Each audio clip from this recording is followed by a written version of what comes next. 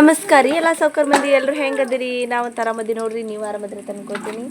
ದಯವಿಟ್ಟು ವಿಡಿಯೋನ ಮೊದಲೇ ಸರ್ ನೋಡಕತ್ತೀರಿ, ಸಬ್ಸ್ಕ್ರೈಬ್ ಆಗಿರಿ, ಆ ನೋಟಿಫಿಕೇಶನ್ ಕ್ಲಿಕ್ ಮಾಡಿರಿ, ಸ್ಕಿಪ್ ಮಾಡಲಾರ್ದಂಗೆ ನೋಡಿರಿ.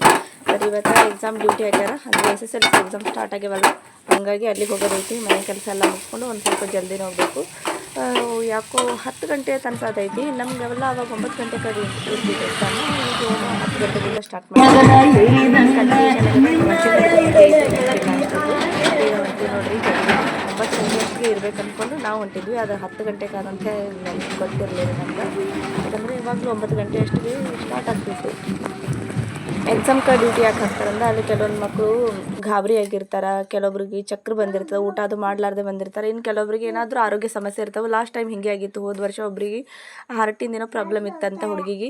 ಆಮೇಲೆ ಆಕೆಗೆ ಒಂದು ಸ್ವಲ್ಪ ಆರಾಮ ತಪ್ಪಿ ಯಾಕೋ ಚಕ್ರ ಬಂದಂಗಾಗಿ ಬಿದ್ದುಬಿಟ್ಲು. ಆಮೇಲೆ ಹಾಸ್ಪಿಟ್ಲಿಗೆ ಕರ್ಕೊಂಡೋಗಿ ತೋರಿಸ್ಕೊಂಡು ಮತ್ತು ವಾಪಸ್ ಅವ್ರ ಮನೆಯವ್ರಿಗೆ ಅದು ಕರೆಸ್ತೀವಿ. ಆಕೆ ಎಷ್ಟು ಟೆನ್ಷನ್ ಆಗಿದ್ಲಂದ್ರೆ, ನನ್ನ ಎಕ್ಸಾಮ್ ಐತಿ, ಈಗ ಆರಾಮ ತಪ್ಪಿಬಿಟ್ಟೈತಿ, ಈಗ ಹೊಳ್ಳಿ ನಾನು ಮನೆಗೆ ಹೋದಂದ್ರೆ ಇಲ್ಲ ದವಾಖಾನೆಗೆ ಹೋದಂದ್ರೆ ಎಕ್ಸಾಮ್ ನಾನು ಮಾರ್ಕ್ಸ್ ಕಡಿಮೆ ತೊಗೋತೀನಿ ಅಂತ ಆಕೆ ಒಂದೇ ಸಮನೆ ಹೇಳಕ್ಕೆ ಸ್ಟಾರ್ಟ್ ಮಾಡೋದು. ಇಲ್ಲಮ್ಮ ದವಾಖಾನೆಗೆ ಹೋಗಿ ತೋರಿಸ್ಕೊಂಡು ಬಂದು ಆಮೇಲೆ ಮತ್ತೆ ಬರೆಯಕತ್ತಿ ಹೇಳತ್ತೇಳಿಕೆಂದ್ರೆ ಒಂದು ಸ್ವಲ್ಪ ಸಮಾಧಾನ ಅದು ಮಾಡಿ ದವಾಖಾನೆಗೆ ತೋರಿಸ್ಕೊಂಡು ಅದು ಬಂದ್ವಿ. ಆಮೇಲೆ ಇಲ್ಲಿ ಫೋನು ಅಲೌಡ್ ಇಲ್ಲ, ಇನ್ನೂ ಸ್ಟಾರ್ಟ್ ಆಗಿರಲಿಲ್ಲಲ್ಲ ಎಕ್ಸಾಮ್, ಹಾಗಾಗಿ ಚಾಲು ಐತಿ. ಆಮೇಲೆ 10 ಗಂಟೆದಿಂದ ಫೋನ್ ಸ್ವಿಚ್ ಆಫ್ ಮಾಡಿ ತೊಗೊಂಡು ಬಿಡ್ತಾರೆ, ನಮ್ಮ ಕೈಯಾಗೆ ಇರೋಂಗಿಲ್ಲ ಫೋನು. ಈಗ ನೋಡಿರಿ, ಇದು ಫಸ್ಟ್ನೇ ದಿನ ಐತಲ್ಲ, ಹಾಗಾಗಿ ಒಂದು ಸ್ವಲ್ಪ ಹಾಲ್ ಟಿಕೆಟ್ ನಂಬರ್ ನೋಡ್ತಾರಲ್ಲ ಯಾವ ರೂಮ್ನಲ್ಲಿ ಬಿದ್ದದಂತೇಳಿ ಜನ ಜಾಸ್ತಿ ಬಂದಾರ. ಆಮೇಲೆ ರೆಗ್ಯುಲರಾಗಿ ಹುಡುಗರಿಗೆ ಗೊತ್ತಿರ್ತೈತಿ, ಫಿಕ್ಸ್ ಇರ್ತದೆ ರೂಮ್ಗಳೆಲ್ಲ.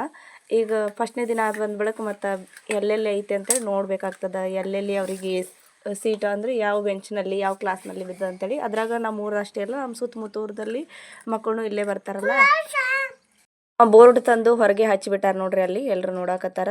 10 ಗಂಟೆ ಆಗ್ಲಿಕ್ಕೆ ಬಂದಿತ್ತು. ಎಲ್ರಿಗೂ ಅನೌನ್ಸ್ ಮಾಡಿ ಮೈಕ್ನಲ್ಲಿ ಹೇಳಿಬಿಟ್ರು, ಹೋಗ್ರಿ ಯಾರು ಇಲ್ಲಿ ಇರಬೇಡ್ರಿ ಅಂತೇಳಿ. ಎಲ್ಲರೂ ಹೊಳ್ಳಿ ವಾಪಸ್ ಹೊಂಟಾರ.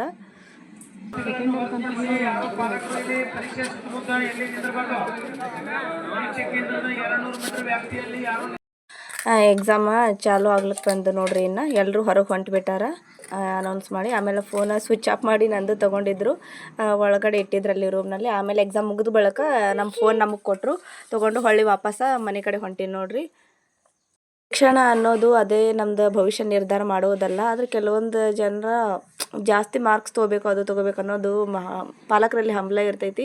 ಇರಲಿ, ಮಕ್ಕಳು ಜಸ್ಟ್ ಪಾಸ್ ಆದ್ರೂ ನಡೀತದ, ಏನು ರಿಸಲ್ಟ್ ಜಾಸ್ತಿನೇ ಮಾಡ್ಬೇಕಂತೇನಿಲ್ಲ. ಎಷ್ಟೋ ಜನ ಫೇಲ್ ಆದವರು ದೊಡ್ಡ ದೊಡ್ಡ ಸಾಧನೆ ಮಾಡಿದವರು ಅದಾರ, ಅಥವಾ ಜಾಸ್ತಿ ಮಾರ್ಕ್ಸ್ ತೊಗೊಂಡವರೆಲ್ಲ ಮನ್ಯಾಗ ಭಾಂಡೆ ತಿಕ್ಕೋದು, ಕಸ ಗುಡಿಸೋದು, ಕೂಲಿ ಹೋಗೋದು ಹಂಗೂ ಅದಾರ. ಅವ್ರವ್ರ ಹಣೆ ಬರ ಹೆಂಗೆ ಇರ್ತೈತಿ ಗೊತ್ತಾಗಲ್ಲ ಮುಂದೆ. ಆಮೇಲೆ ಅವರಲ್ಲಿ ಏನೋ ಸಾಧನೆ ಮಾಡ್ಬೇಕನ್ನೋದು ಒಂದು ಛಲ ಇದ್ರೆ ಮುಂದೆ ತಾವೇ ಚೆನ್ನಾಗಿ ಓದ್ತಾರೆ. SSLC ಎಕ್ಸಾಮ್ ಬರೆಯಕತ್ತಾರೆ ಎಲ್ಲ ಮಕ್ಕಳಿಗೂ ಆಲ್ ದ ಬೆಸ್ಟ್, ಒಳ್ಳೇದಾಗಲಿ. ಇನ್ನೂ ಚೆಂದಾಗೆ ಬರೀರಿ. ನಿಮ್ಮ ಭವಿಷ್ಯ ಇದ್ರ ಮ್ಯಾಗೆ ನಿರ್ಧಾರ ಆಗ್ಬೇಕಂತೇನಿಲ್ಲ, ಜಸ್ಟ್ ಪಾಸ್ ಆದ್ರೂ ನಡಿತೈತಿ, ಚೆಂದಾಗಿ ಓದ್ಕೋರಿ. ಆದರೆ ಒಂದಂತೂ ಸತ್ಯ, ನಿಮ್ಮ ತಂದೆ ತಾಯಿಗೋಸ್ಕರ ಚೆಂದಾಗಿ ದುಡಿಯೋದು, ಚೆಂದಾಗಿ ಇರೋದು, ಒಂದು ಕೆಟ್ಟ ದಾರಿ ಹಿಡಿದೆ ಒಳ್ಳೆಯದಾಗಿ ಬದುಕೋದನ್ನು ಕಲೀರಿ. ಥ್ಯಾಂಕ್ ಯು, ಧನ್ಯವಾದಗಳು. ಮತ್ತೆ ಮುಂದಿನ ವಿಡಿಯೋ ಸಿಗ್ತೀನಿ.